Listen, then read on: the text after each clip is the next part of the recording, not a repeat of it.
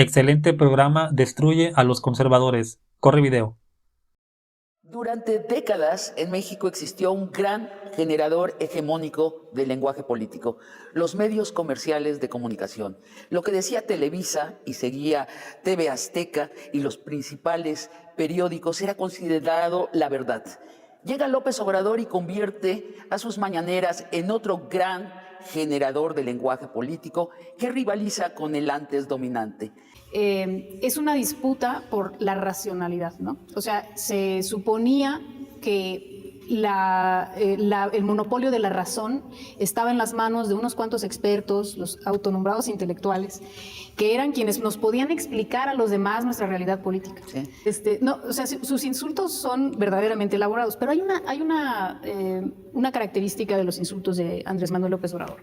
Siempre son insultos políticos, es decir, siempre apelan a la postura política de su adversario, jamás a su condición social, a condiciones que no eligen, ¿no? Que es como son generalmente los discursos, los insultos que vienen de la derecha. Ajá. Los insultos clasistas, los insultos racistas, generalmente, digamos, tienen como blanco algo que tú no escoges, ¿no? Claro. El ser pobre, el ser moreno. Los insultos de López Obrador jamás tienen eso, ¿no? Siempre son insultos que van dirigidos contra algo que la gente sí elige, que es su postura política. Sí. Y por eso también resuenan mucho con el ideario político de la gente. Ahora sí que donde se ensartó al PRIAN fue llamándolo PRIAN o llamándolos conservadores o neoliberales.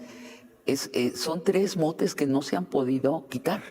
Claro. No tienen con qué renombrarse que sea más poderoso que eso. Han ensayado como 10 nombres distintos, ¿no? Sí. Ya ni los recuerdo, iba a decir el Frente, porque yo no me acuerdo, el Frente Amplio, el Frente Opositor, el Frente Democrático, o sea, pero no se quedan pegados, porque hay algo falso y los motes que pone Obrador son muy efectivos. Cuando los opositores atacan el lenguaje de López Obrador, están atacando a millones de mexicanos. Sí, hay algo de contestatario en el hecho de tener un mandatario de un país, ¿no? Que se tiene que presentar ante su gente y también ante el exterior, sin hablar inglés. Esa era una de las grandes críticas que le hacían al principio, ¿no? ¿Cómo va a llevar la política exterior sin hablar inglés? La ha llevado magníficamente, hasta donde entiendo, o sea. Y la otra es cómo comiéndose las heces, ¿no? Con esta habla tan popular de Tabasco, ¿no? Que como dice David, o sea, hay un lingüista, William Lobov, que dice: nadie tiene un solo estilo, ¿no? Todos tenemos muchos estilos de habla. Entonces, claro que López Obrador tiene varios estilos de habla, pero el más característico es su estilo coloquial, ¿no? Y ese estilo coloquial choca con la idea de un mandatario, porque se supone que un mandatario tiene que hablar como una élite y nunca como la base popular, ¿no? Sí. Interesantísimo. Ahora también a lo largo del gobierno de la 4T, los conservadores ya caí. Y es que es muy bueno en la caracterización. Sí, son conservadores, son los que quieren regresar al pasado. Bueno, renombran las acciones del gobierno mediante, yo he detectado 2 estrategias, la satanización y la hipérbole, para ir creando un relato de que todo cuanto ha hecho López Obrador ha llevado a un desastre nacional. Hagamos una somera lista del linchamiento de los actos de gobierno. Empiezo yo. Al poder del presidente, que es uno de los 3 poderes estatales, se le renombró dictadura. ¿Qué otra cosa? Es un tirano. Es un tirano. Autoritario. Autócrata. Demagogo, como ya bien dijiste. Es el gobierno de un solo hombre. Allá hizo un golpe de Estado, ¿se acuerdan? Hay varios. Las ayudas sociales son compra de votos. Dádivas. Su atril es un púlpito. Exacto. Es un predicador. El Tren Maya, que es la destrucción de la naturaleza del sureste. Claro, el tono apocalíptico, ¿no? Lo podemos encontrar durante tantos eventos durante el sexenio. Yo creo que en gran parte la popularidad de López Obrador o del proyecto obradorista reside en darle a la gente espacios de participación política al por mayor. O sea, la gente no solamente ve mejorar sus condiciones de vida, porque esas las podrías, digamos, ocultar tras un discurso catastrofista, ¿verdad? Pero la gente participa en construir proyectos de nación, en revocación de mandato, en asambleas, es decir, hay una constante organización y movilización de la ciudadanía que le hace sentir partícipe de su realidad política, ¿no? Y esa es una diferencia que no cualquier proyecto de izquierda tiene.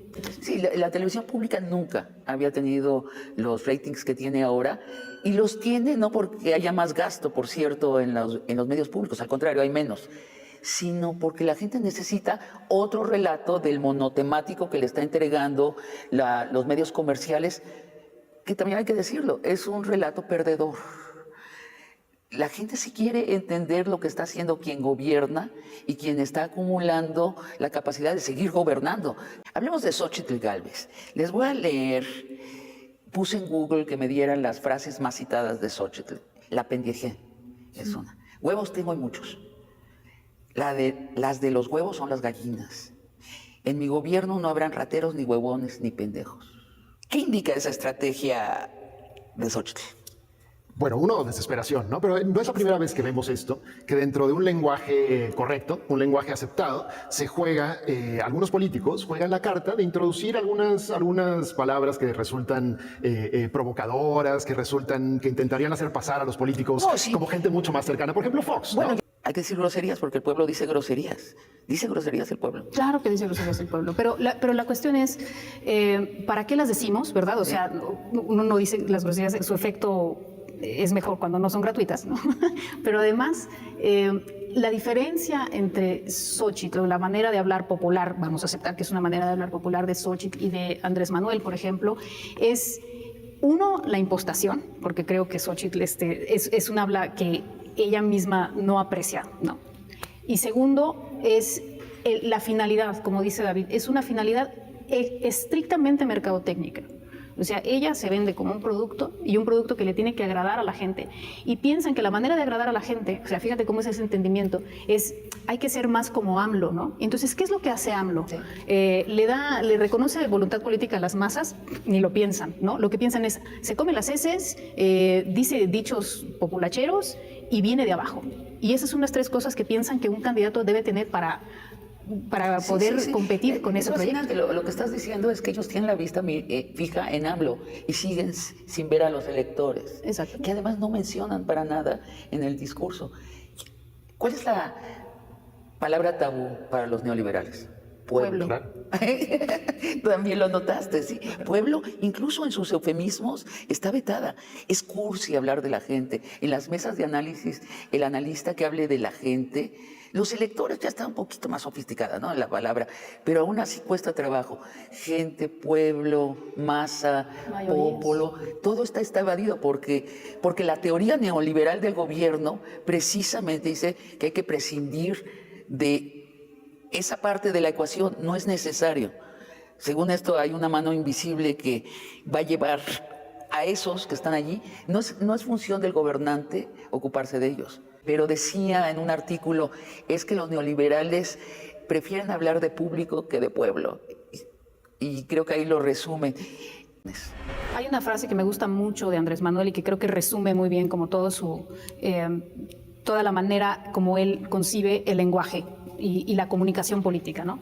Cuando dice que cuando se trata de hablar con la gente, los expertos dicen, bájale al nivel, ¿no? Y él dice, súbele para que la gente te entienda, ¿no? Porque el entendimiento de las mayorías es algo que está más arriba del lenguaje especializado. Y creo que en la medida en que Claudia logre asumir también eso y llevar ese mismo camino, ¿no? de subir el lenguaje para hablarle a las masas, puede continuar no solamente el proyecto, no se trata de continuar solo el proyecto de la 4T, sino también lo que ha sido exitoso en el discurso y en la comunicación política de la 4T hasta ahora. Y estoy totalmente de acuerdo en todo lo que dijeron. Destruyeron al conservadurismo.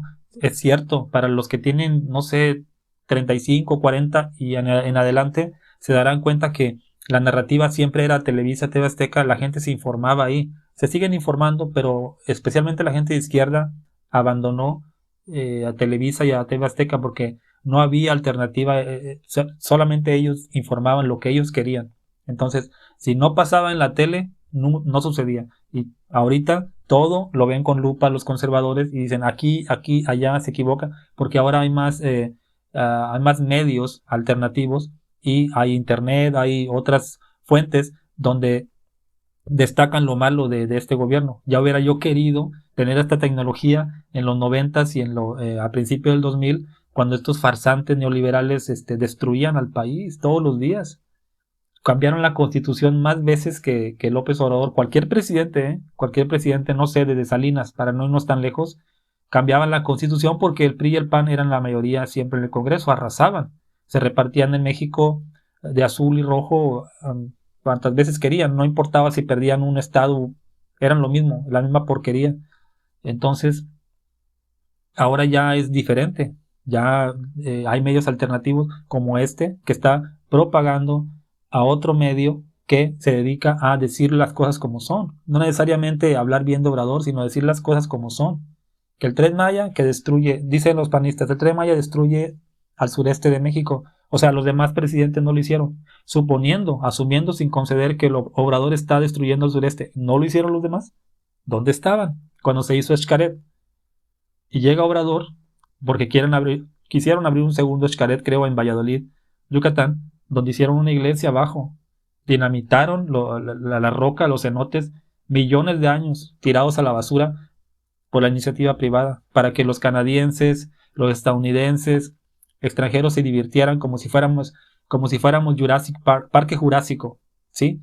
Pregúntale a los estadounidenses si las leyes, cualquier estado va a permitir que destruya roca, una empresa mexicana dinamite roca. A estos panistas cretinos, sinvergüenzas que tanto les gusta el libre mercado. Ve a Estados Unidos, eres un constructor, ve al estado que quieras y dile, quiero dinamitar esta roca porque quiero hacer un parque jurásico mexicano aquí. Te van a mandar al diablo. Japón y Alemania te van a mandar al diablo. Solamente estos panistas agachones, entreguistas, que todavía adoran al rey de España y y se creen superiores a nosotros, nos gobernaron y quieren eso ellos. No lo vamos a permitir, por eso este programa es valiosísimo, todo lo que dijeron, no tengo que describirte, solamente yo reacciono con mucha alegría porque la gente, López Obrador no polarizó, politizó. Estos cretinos, Obrador se va a ir a Palenque y estos cretinos van a seguir con el mote en la frente de conservadores porque siempre lo fueron, pero Obrador lo trajo al vocabulario nacional. Nunca se van a poder tallar ese mote de la frente, son unos conservadores neoliberales, hagan lo que hagan, se quieren llamar Frente Cívico, la Alianza por el Frente, la coalición, el Frente Amplio y que no sé qué, son unos neoliberales conservadores, y yo añado cretinos. Esa fue mi opinión, dime qué opinas, hasta luego.